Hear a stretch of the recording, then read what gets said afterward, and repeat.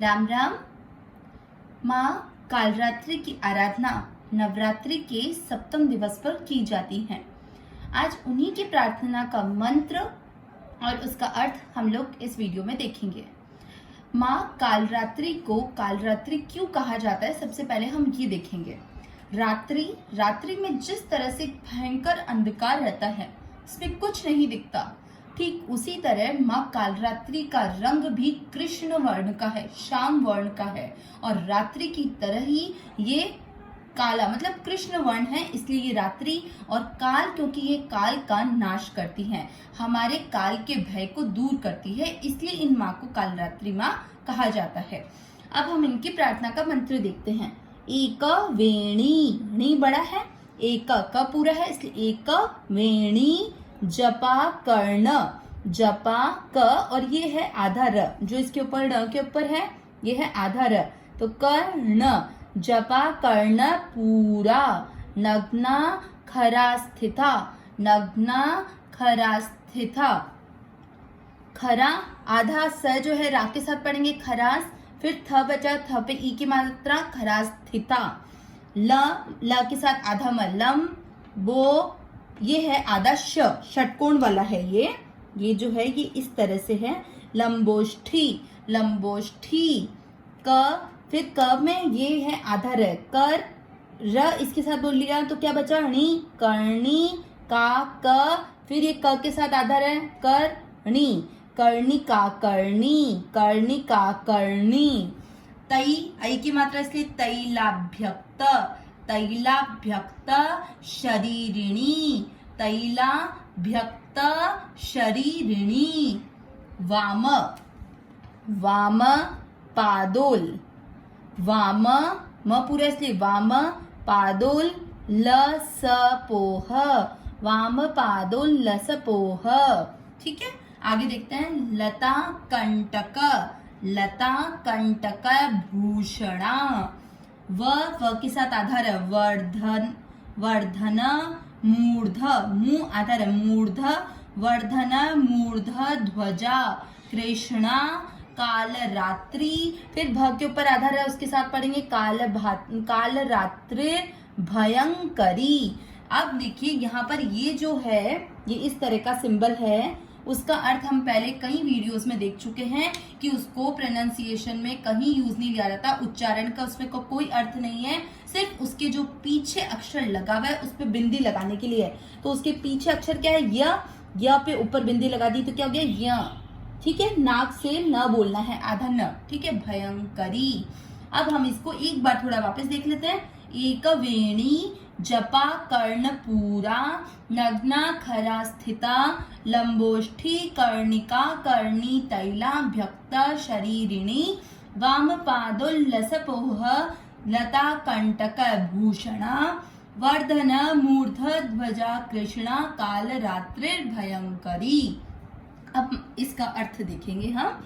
एक वेणी जपा कर्ण पूरा, इसका अर्थ है जब हम माँ के स्वरूप को देखते हैं तो माँ ने अपने स्वरूप में, क्योंकि ये माँ का दानवों को विध्वंस करते समय क्रोध से भरा हुआ स्वरूप है, इसीलिए इस स्वरूप में माँ ने अपने शरीर पर केवल एक माला ही धारण कर रखी है। उसके अलावा अपनी करधनी के नीचे वाले भाग को दो भुजाओं के द्वारा ढक रखा है। ठीक है, वहां पर कोई भी वस्त्र नहीं है, सिर्फ उसको वस्त्र से दिखाने के लिए, और जो वस्त्र है वो जो भगवान शंकर पहनते हैं उस तरह की चर्म वाला वस्त्र है।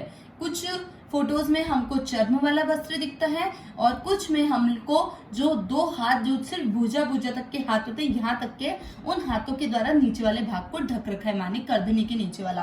तो इस तरह से इन दो शब्दों का पूरा अर्थ जो है वो ये निकलता है, जिन्होंने केवल अपने करधनी के नीचे वाले भाग को ही, चाहे हम उसे रक्त चर्म से बोले हैं चाहे हम उसे दो हाथों की भुजाओं से, सिर्फ उस करधनी के नीचे वाले भाग को सिर्फ एक उसी से ढक रखा है।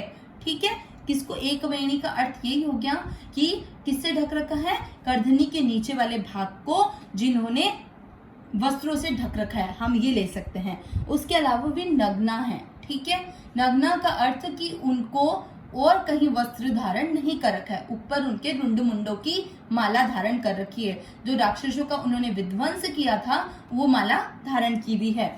खरा अस्थिता, खरा अस्थिता का अर्थ होता है, खर का अर्थ होता है गधा, जिन्होंने सवारी किसकी कर रखी, गधे की, जो गधे पर स्थित है।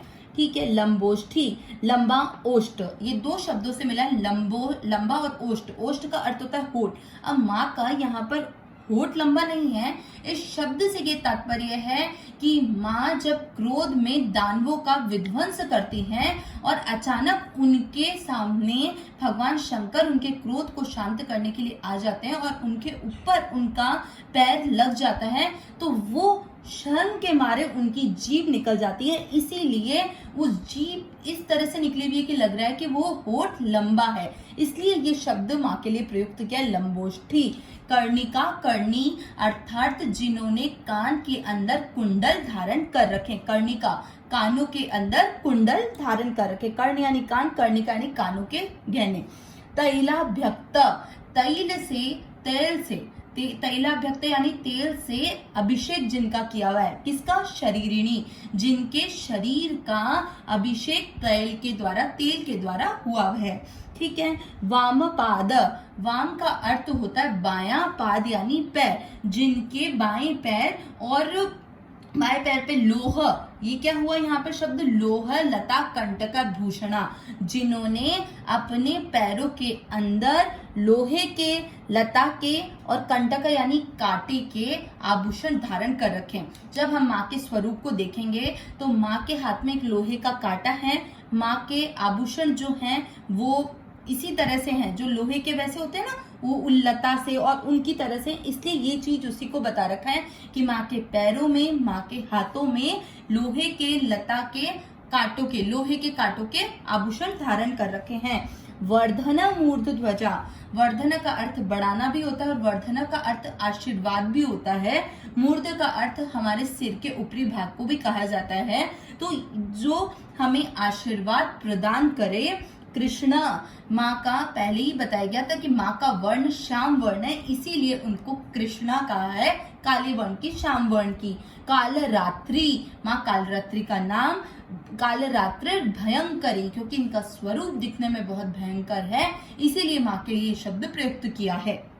तो क्या बोला इसमें पूरा अर्थ, हे कालरात्रि माँ, जिन्होंने केवल अपने करधनी के नीचे के भाग पर ही वस्त्र धारण कर रखा है, उसके अलावा जो नग्न है, अर्थात जो दिखने में स्वरूप भगवान शंकर की तरह है, और खरास्थिता जो गधे पर आस्थित है, जिनकी जीभ बाहर निकलने के कारण इस तरह प्रतीत हो रही है कि लंबा होठ है, कानों में जिन्होंने कुंडल धारण कर रखे हैं, जिनके शरीर का तेल से अभिषेक किया हुआ है, जिन्होंने अपने दक्षिण पैर और अन्य भागों में लता और लोह के कंटकों के आभूषण धारण कर रखे हैं, वे कालरात्रि, वे श्याम वर्ण माँ कालरात्रि भयंकर स्वरूपा हमें आशीर्वाद प्रदान करें।